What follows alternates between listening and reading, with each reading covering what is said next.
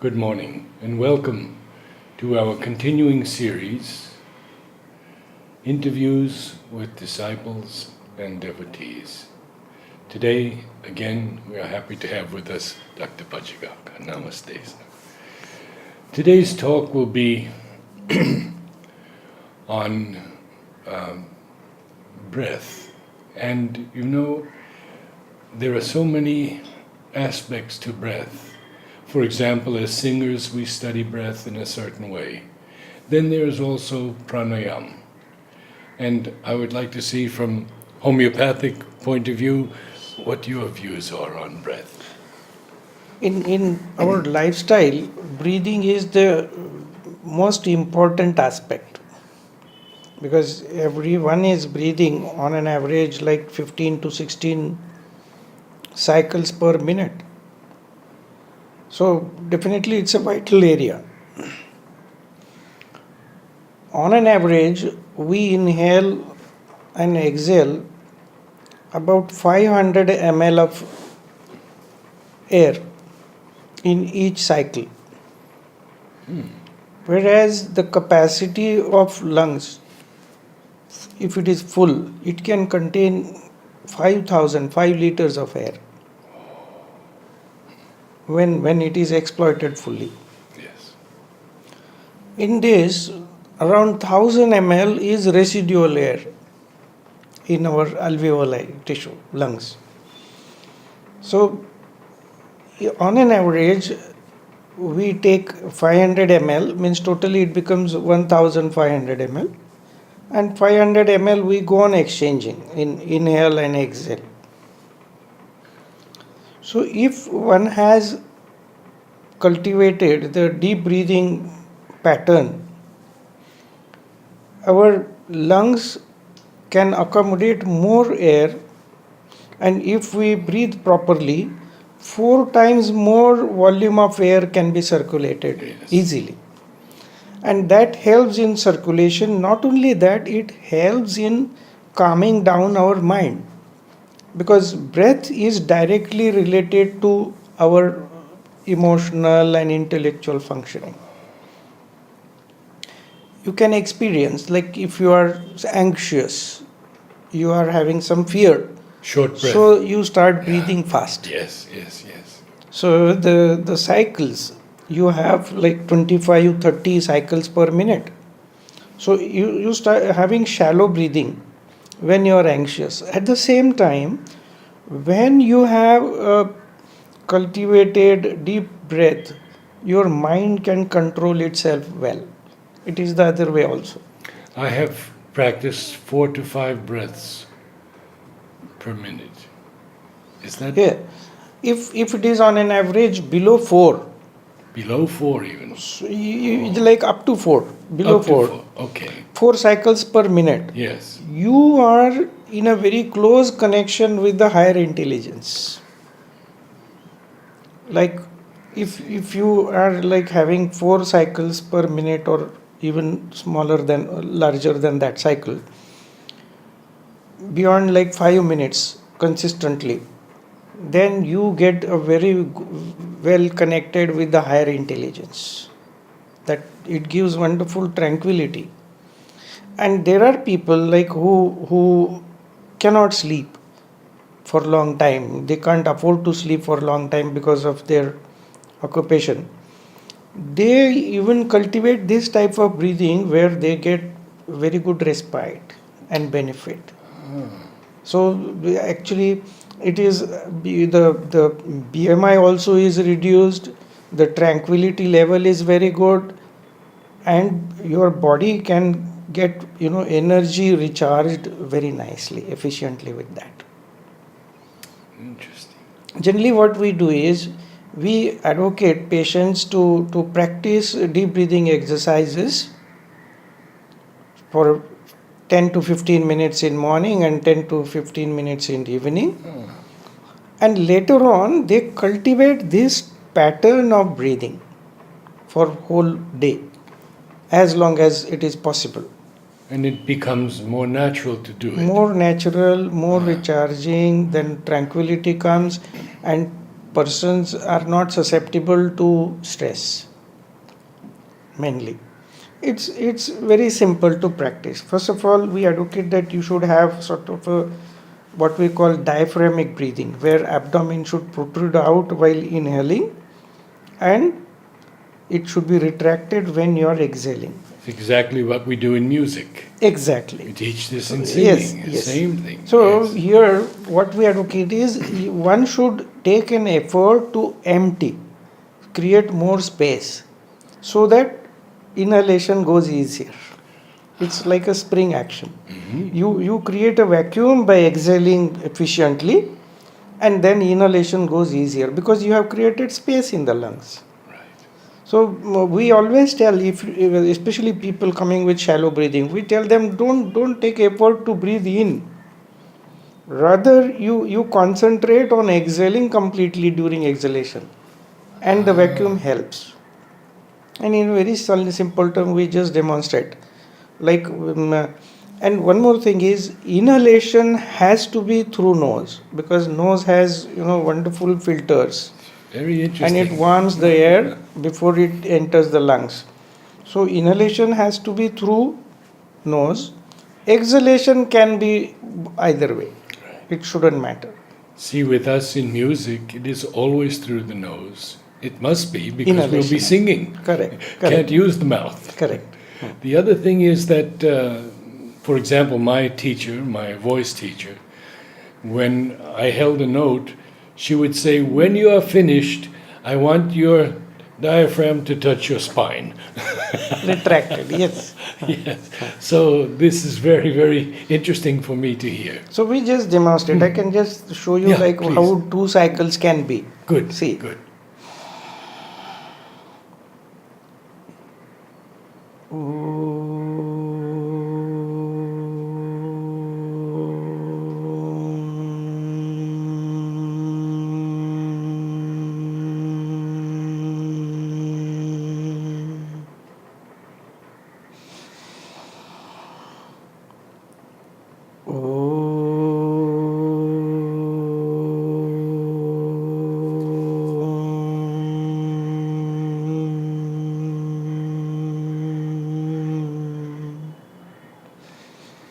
So this type of breathing helps in attaining the tranquility. It keeps you balanced wonderfully well. So this can be cultivated by everyone. We chant Om for this reason, that it gives wonderful rhythm and concentration. So in like first half we say Om, where we exhale through mouth, and the next half we shut our mouth and exhale through nose. And we try to empty everything, so that in this type of breathing we can circulate 1500 ml of air with this. So it is almost like 3 to 4 times more than normal breath. So your tiredness goes off, your mind also starts concentrating on the actual work, you are focused and you are not stressed. How does it relate to pranayama? Pranayama is again what we call, it is more controlled, where what we call breathing rate, like inhalation and exhalation, it can be, of course there are varieties of pranayama. Yes. In that the most simple one is like breathing 1:2. First of all, we advise patients to practice 1:2 cycle. Like suppose one is inhaling in 3 seconds, then you exhale in 6 seconds. Right. Then one can reach up to 1:8. 1:8, which on an average can be like 41 seconds for one cycle. That is ideal. So if one is able to practice like one cycle 41 seconds, in that 1:8, like you inhale for 5 seconds and exhale for 8 seconds. No, 40 seconds. 40 seconds. 40 seconds. 40 Yes, seconds. yes. That becomes the best breathing. In a sense. So that another thing is, there is anulom vilom like. Like you breathe in from one nostril and exhale from the other, then exhale from the other one, inhale from the other one, and then so alternating it goes. And there also much concentration is there. How is that understood medically from the nostrils? First of all, in given time, in every person, both the nostrils are the patency level is not same. It may alter depending upon your position or respite. So both nostrils will not be equally patent in given time. And it may even change. Sometimes my left nostril is inhaling more air, Yes, whereas we find that all the time. yes, and this happens with everyone. Yes. So what we do is, by concentrating on which nostril you are breathing in and breathing out, that gives wonderful, your mind also is focused on that. Your mind is focused on that. Second thing is, it's an exercise for the body to utilize that applicability. So therefore it helps. It is indirectly deep breathing also, it is controlled breathing also, plus you are fully concentrated in it. So definitely energy levels are much better in that. Actually we are trying this type of breathing in the patients of even diabetes and thyroid, hypothyroid phenomena, even hypertension. Only patients with like transient hypertension, essential hypertension, we ask them to have this type of breathing where they exhale completely and then inhale easily. Their blood pressure levels come down within 10 minutes. We just scale the blood pressure and ask them to practice this type of breathing, and we check. It comes down even more than 10 mm without any medicine. So much connected it is.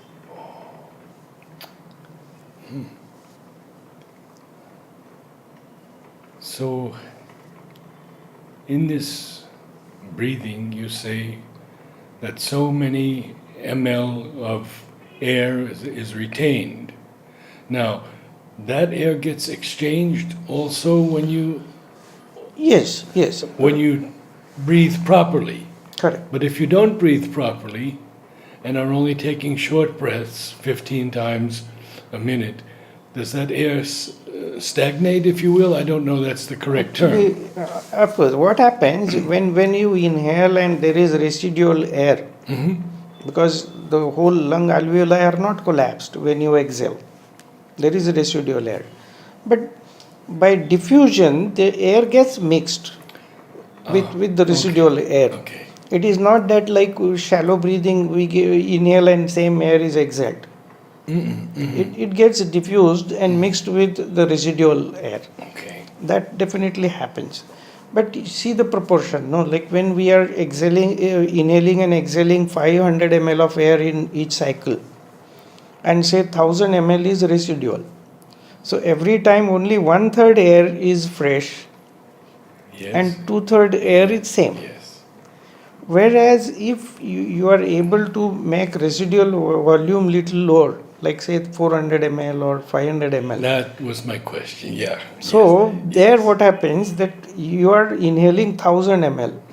So 400 ml is the residual used air, what we call deoxygenated air, and 1000 ml you are having fresh air with full of oxygen. So definitely the efficiency of breathing would be 5 times more if you are having just double volume. So instead of 500 ml circulating, if it is 1000 ml, it is like this. So initially 2/3 is the deoxygenated air. Now it is only 1/3. So much effective it is. I see. So you start feeling fresh within few minutes if you are having deep breathing. Plus it helps you in the mind. The best tranquility, the best grounded you get, more focused you are when you have a deep breathing. See, there is a respiratory center in our brain. It is not that just like that you start breathing. Of that respiratory center analyzes the level of oxygen, the contents of blood, and based on that, your breathing is regulated. Like you are running, you are exerting, suddenly there is exertion, and circulation is faster, the requirement is more. Definitely, your respiratory center is stimulated and you start breathing fast.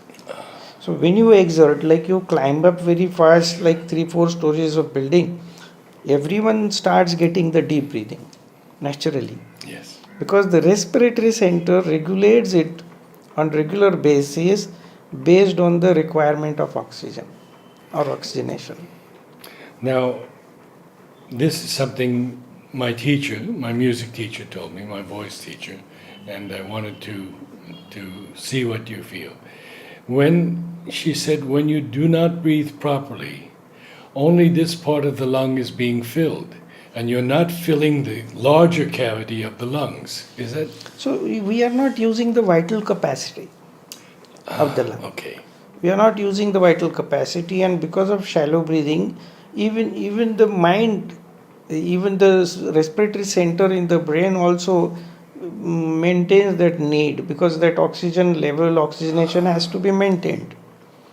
So definitely your tranquility level comes down. But when you exploit larger capacity, vital capacity, definitely there would be a silence and at mind level. And when I'm teaching voice, I often give the example of looking at a little baby sleeping on its side. Exactly. That is typical abdominal breathing. We demonstrate exactly same thing. See, breathing is something which is almost involuntary. Yeah. It's a innate art body has acquired. It's God gifted. So the children, especially when they are asleep and good tranquility is there, that time their breathing pattern is definitely diaphragmic. The abdomen bloats out while breathing in, Yeah. Yeah. and while exhaling it is retracted. Yes. This is how we demonstrate actually. Okay. Even the baby, suppose is having some dream, and in dream there is some turmoil and some agitated dream, the breathing pattern changes. I see. So it's directly related to that. Well, this is wonderful. Thank you so much. I think a lot of people will benefit from this. Yes, Thank you. sure. Thank you, sir.